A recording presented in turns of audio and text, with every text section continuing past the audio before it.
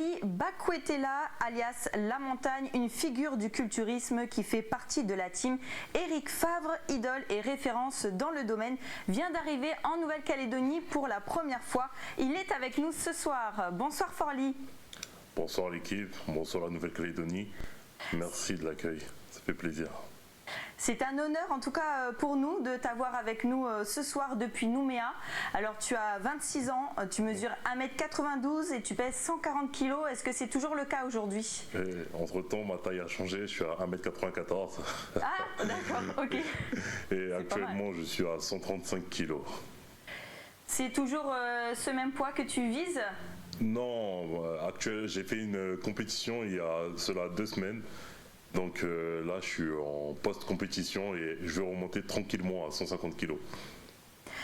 Alors à côté de toi, il y a Jérôme Calvé que vous avez pu apercevoir si vous êtes amateur de fitness ou même de sport en général. Bonsoir Jérôme. Bonsoir.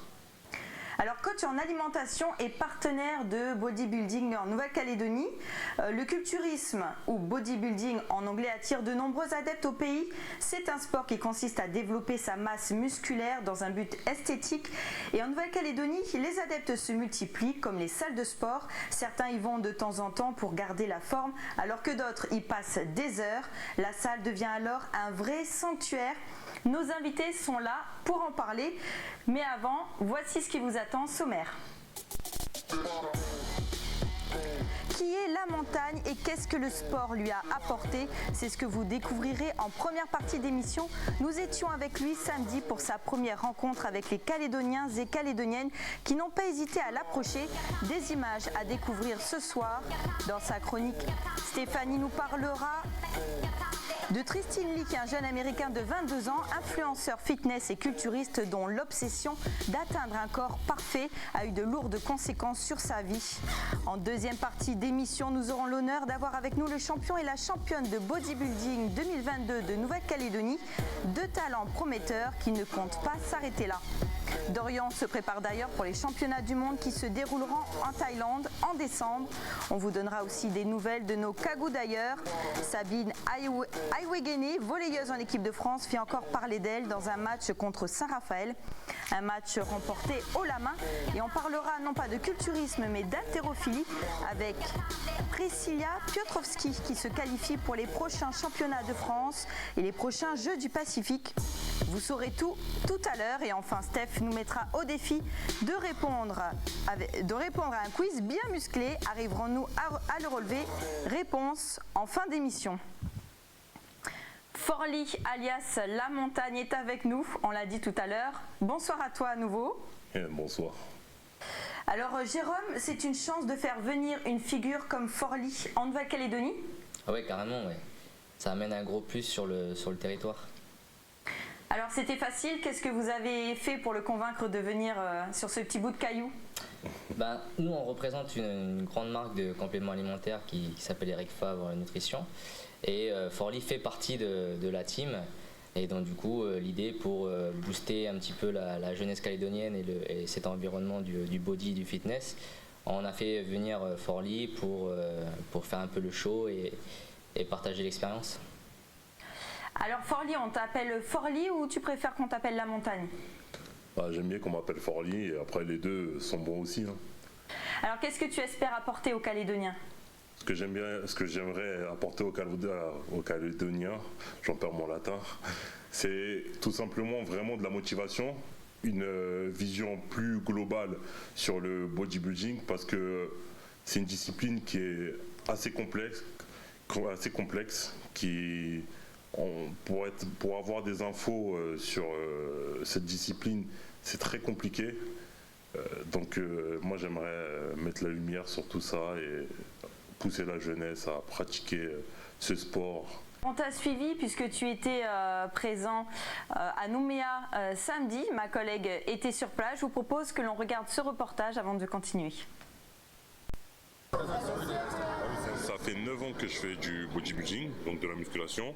Ce qui me plaît énormément dedans, c'est le fait de devoir se dépasser tous les jours. c'est un mode de vie. Donc je vis pour ça, je dors pour ça, je m'entraîne pour ça. Par exemple, le matin, tu vas te lever, tu dois par exemple prendre ton petit déjeuner tous les jours à la même heure, te coucher tous les jours à la même heure, avoir ton nombre de calories journalier à calculer, ne pas dépasser tes calories. Je préfère ce rythme-là que le rythme que j'avais avant de me lever à pas d'heure et de manger ce qui était sur la table et voilà. On se prépare toujours pour corriger ses points faibles, avoir des plus gros bras, des plus gros biceps, des plus gros mollets. Ça paraît insignifiant comme ça, mais ça fait la différence sur scène avec les autres athlètes. Ben là, c'est la première fois que je vois un bodybuilder, je l'ai vu marcher dehors et j'ai vu le type là, c'est impressionnant en fait. Je l'ai trouvé énorme, j'étais obligé de venir voir. En fin de compte, c'est un sport que je pratique. Ah oui? Donc j'aime beaucoup tout ce qui est muscu, body fitness, bodybuilding. C'est vraiment super. Donc ça nous évite de prendre un billet d'avion et d'aller le voir et de profiter de l'avoir en vrai face à nous. L'excellence, on appelle ça Monsieur Olympia. C'est la compète la plus prestigieuse qui existe au monde. Et seule une petite poignée de personnes arrivent à atteindre ce niveau-là. Oui, son objectif.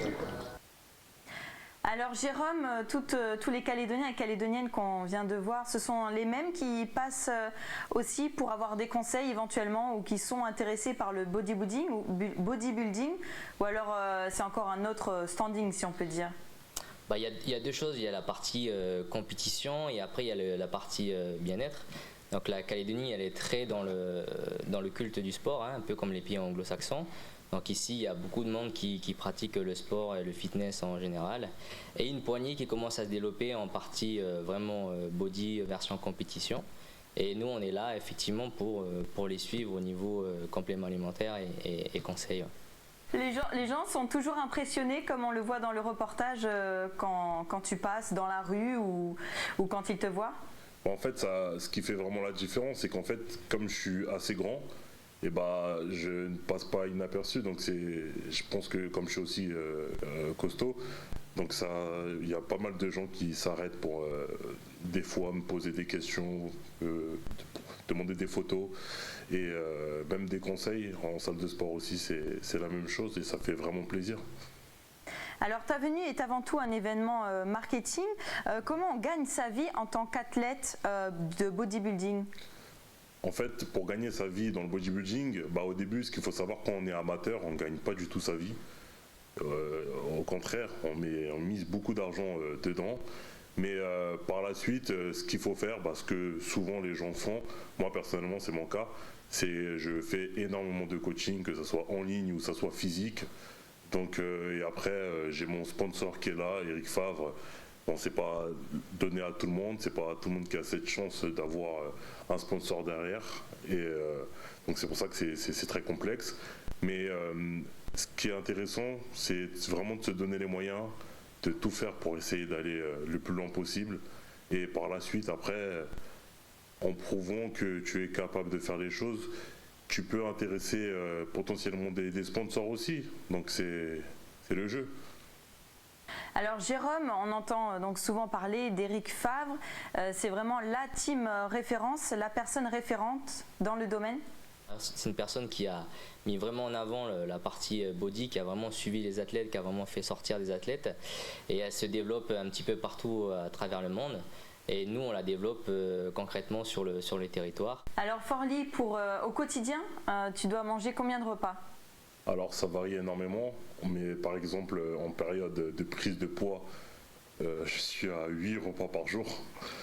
Donc j'avoisine les 10 000 calories, ce qui fait beaucoup. Quand je varie trop mon alimentation, vu que j'ai beaucoup de quantité à manger, c'est un casse-tête sur la préparation.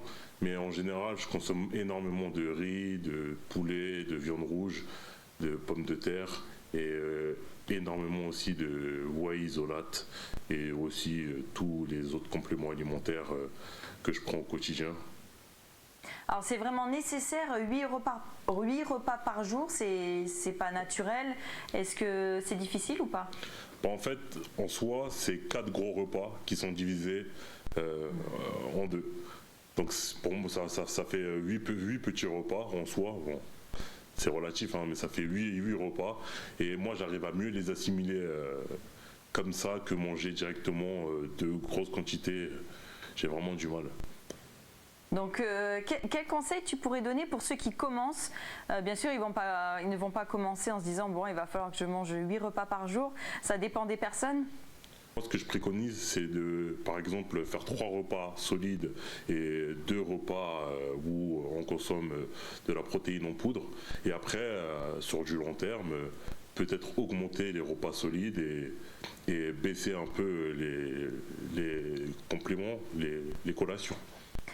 La protéine va venir, on va dire, construire le muscle et l'idée c'est qu'aujourd'hui la population elle est pas mal en carence en fonction du type d'alimentation et c'est vrai que les compléments alimentaires en fait ils viennent aider la population qui est en carence complète et en fonction du type d'objectif de la compétition ou non du monsieur de madame tout le monde on va plus partir effectivement comme il dit sur des formats collations ou directement sur des gros repas etc mais c'est pas donné à tout le monde.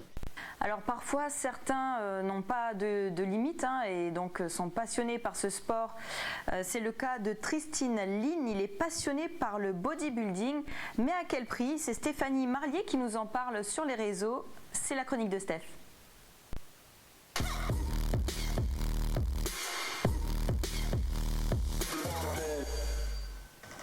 Bonsoir Steph. Bonsoir Océane, bonsoir messieurs. Bonsoir. Alors ce soir, donc, je vais vous parler de Tristan Lee, donc, qui est un jeune influenceur fitness et culturiste américain de 22 ans. Donc il faut savoir qu'il a plus de 2 millions d'abonnés sur Instagram et près de 1,8 million sur YouTube. Donc c'est une communauté qui le suit depuis qu'il a commencé le culturisme à l'âge de 15 ans. Donc au fil des ans, donc, les internautes vont être témoins de son évolution physique. Et c'est une sacrée évolution, donc là vous la voyez, moi, je trouve qu'il est extrêmement musclé déjà à l'adolescence. Alors est-ce qu'il a consommé des produits pour booster son métabolisme? On peut quand même se le demander. En tout cas, Tristan explique que pour arriver à un tel résultat, il a fait beaucoup de sacrifices. Donc en fait, il a suivi un régime très strict, il était à 1800 kcal par jour, au lieu de 2400 à 3500. En plus de cela, il s'entraînait 6 jours par semaine car son objectif c'était vraiment d'avoir un corps avec un minimum de graisse corporelle, mais d'autant plus de muscles. Donc c'est ce qu'on appelle le shredding, vous me dites si je me trompe? Non, du tout, c'est ça. C'est ça, ok. Donc il avait un taux de masse grasse à 4%, sachant que les bodybuilders professionnels, eux, ils descendent jusqu'à 5% lors des compétitions, et cependant ça dure quelques jours et quelques semaines. Donc il a vraiment poussé son corps à bout, et il en a d'ailleurs fait les frais, perturbations hormonales, insomnie. Il avait plus de vie sociale aussi parce qu'il s'autorisait aucun écart. D'ailleurs rien que le fait d'aller au restaurant, ça le stressait parce qu'il pensait déjà aux kilocalories. C'est quand même assez hard quand même. Donc aujourd'hui, il faut savoir qu'il va beaucoup mieux.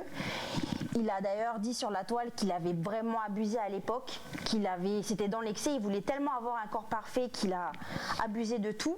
Donc il décide aujourd'hui de prendre soin de lui, il continue de s'entraîner mais avec modération, il a un régime aussi alimentaire beaucoup moins strict, donc plus adapté quand même.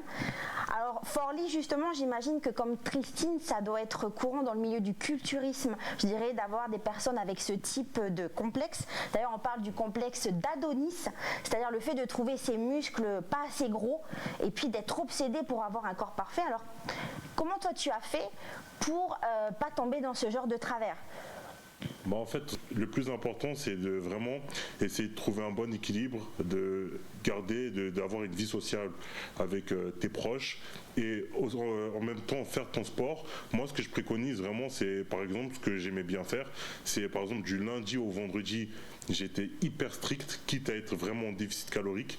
Et par contre, le week-end, comme je voulais profiter avec mes proches, les miens, ma famille, donc vraiment ce que je faisais, c'est que là, je pouvais faire quelques excès, mais ça compensait la semaine où j'étais très très strict.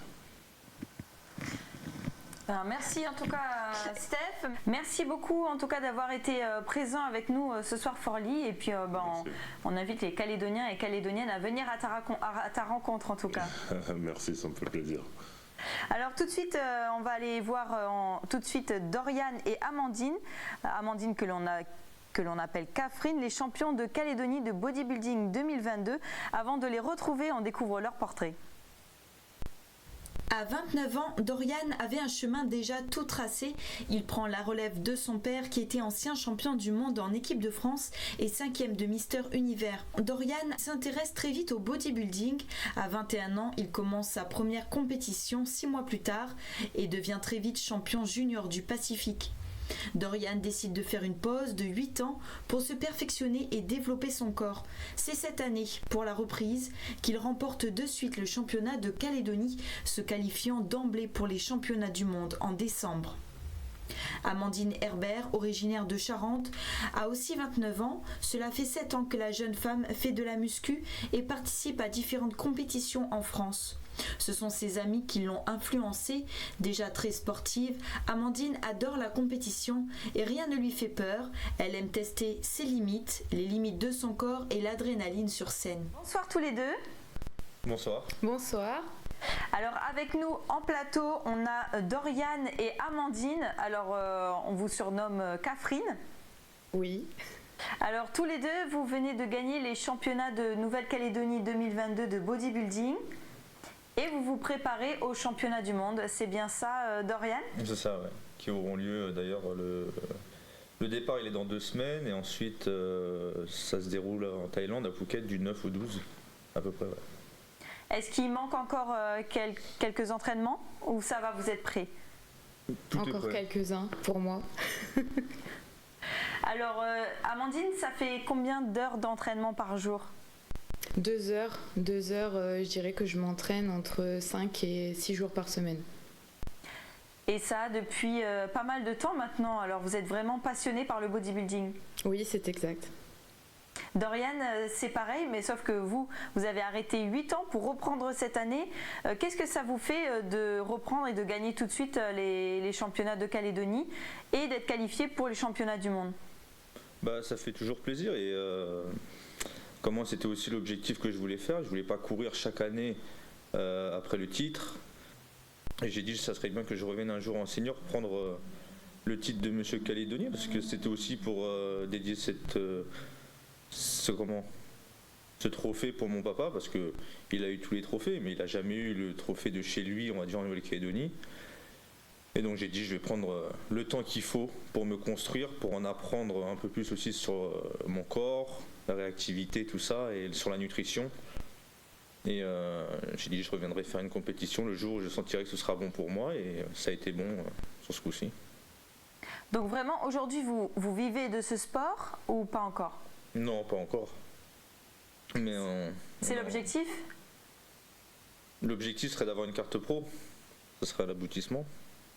Alors Amandine, vous nous avez dit, vous aimez bien tester les limites de votre corps, voir jusqu'à quel point vous pouvez vous entraîner. Qu'est-ce que ça fait de voir son corps se façonner comme ça ? Ça motive tous les jours ? Il y a des moments où c'est dur, mais c'est incroyable de voir à quel point le corps humain peut changer et évoluer très rapidement. Quel conseil vous pouvez donner pour les femmes qui souhaitent d'ailleurs se lancer et qui hésitent en se disant ouais c'est peut-être plutôt un sport d'homme ? Non, il faut s'accrocher, il faut avoir de la régularité et surtout de l'organisation parce que c'est très important dans ce sport, mais il ne faut jamais lâcher malgré que parfois on a l'impression de ne pas évoluer, de ne pas avancer, de stagner. Il faut s'accrocher parce qu'à un moment donné ça change et le corps bouge très vite. Donc il ne faut jamais se laisser aller et il faut toujours rester motivé même s'il y a des hauts et des bas. Bon, en tout cas, bon courage à vous. Merci d'avoir été en plateau avec nous ce soir. Dorian, un petit conseil aussi avant le championnat ? Bah, continuez de faire tout ce que vous rêvez de faire. Continuez, comme on dit, de charbonner, travailler dur. Et de toute façon, pour progresser dans ce milieu, il n'y a pas de secret. Tu t'entraînes dur, tu manges beaucoup. Et c'est tout. Hein.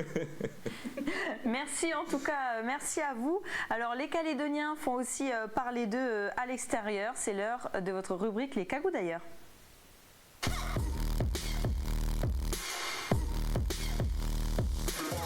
Ce week-end, Sabine Aiwegene a encore fait parler d'elle. Volleyeuse en équipe de France à 27 ans, elle progresse en Ligue A.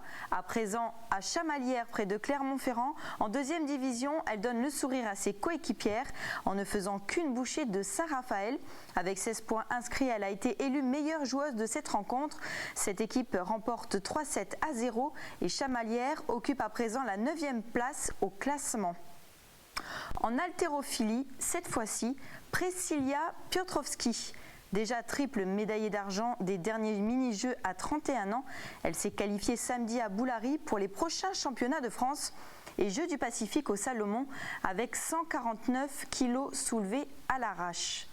Je ne sais pas si on peut voir la vidéo qui arrive juste après et l'entendre. À terre. L'haltérophilie, alors c'est différent du bodybuilding, ça ne vous a jamais tenté? Moi, ça m'intéresse. Ça m'a toujours intéressé. De base, je voulais commencer par l'haltérophilie. Et après, c'est parti en sucette. Une fois que j'ai touché les haltères. C'était trop lourd ou c'était trop compliqué? Non, même pas, parce que le powerlifting, c'est vrai que c'est beaucoup de technique, c'est aussi des charges lourdes. À chacun son sport. Et Amandine, c'est pareil? Non, moi c'est pas un domaine qui m'attire, mais voilà, c'est différent, c'est de la force. Moi j'ai préféré travailler mon corps, on va dire esthétiquement, plutôt que d'aller travailler ma force. Et avant de terminer, on va tester vos connaissances avec le quiz de Steph. C'est parti.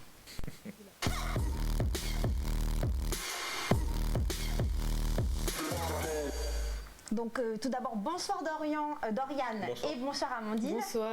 Ah oui, un petit quiz spécial culturisme. Alors c'est parti, donc je vais vous poser des petites questions. La première, qui est considéré comme le père du culturisme moderne? Donc du coup j'ai deux propositions, Eugène Sandow ou William Murray. Eugène Sandow. Exact, bonne réponse Doriane. Alors lui, il est considéré comme le père du culturisme moderne parce que c'est le premier à avoir montré le fruit de son travail. Il a montré son corps aux gens lors d'expositions en Europe et aux États-Unis. Par contre, William Murray, lui aussi, c'est le premier champion de musculation au monde. Alors j'enchaîne, je saute cette question parce qu'il faut qu'on aille vite. Alors petite citation, alors c'est parti. Alors tout comme en musculation, l'échec est aussi une expérience nécessaire à la croissance de notre propre vie. Car si nous ne sommes jamais testés jusqu'à nos limites, comment saurions-nous à quel point nous sommes forts? Qui a dit cela? Il est connu. Arnold Schwarzenegger. Exact, bonne réponse. Arnold Schwarzenegger qui a remporté 7 fois le titre de Mister Olympia, qui est quand même le concours, comme l'a dit tout à l'heure Forley, en fait c'est un peu la grande distinction dans le monde du culturisme et qui existe depuis 1965. On poursuit. Alors, c'est quoi son surnom? Alors, quel est le surnom de Ronnie Coleman, légende du culturisme qui a gagné 8 fois de suite le titre de Mister Olympia? Alors, comment est-ce qu'on l'appelle? Je donne ma langue au chat. Je sais pas. Doriane, une petite idée? Je m'en souviens plus. Alors, tac. Voilà, ça c'est lui, sa révolution. Alors du coup, c'est Bikron. Bikron, alors bon, il faut savoir il y a la concurrence là. Voilà, donc il est quand même arrivé à un certain niveau, il a tellement poussé son corps, je dirais, à bout qu'il a eu de nombreuses quand même séquelles et donc il a dû subir de multiples opérations au niveau du dos. Donc aujourd'hui, il continue de s'entraîner, mais il faut savoir que voilà, c'est assez compliqué parce qu'il a besoin donc de béquilles et d'utiliser quand même un fauteuil roulant. Donc je suppose que j'ai pas eu le temps pour une petite dernière.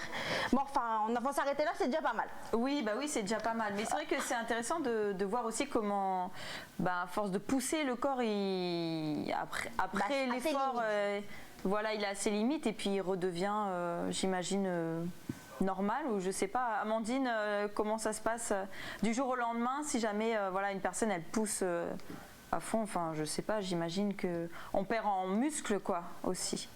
Bon, le corps, il garde toujours une mémoire de ce qu'il a travaillé, mais effectivement, quand on arrête cette activité du jour au lendemain, il perd naturellement, ce qui est logique parce qu'on ne fait plus les mêmes efforts. Merci Steph. Merci à tous les deux d'avoir participé.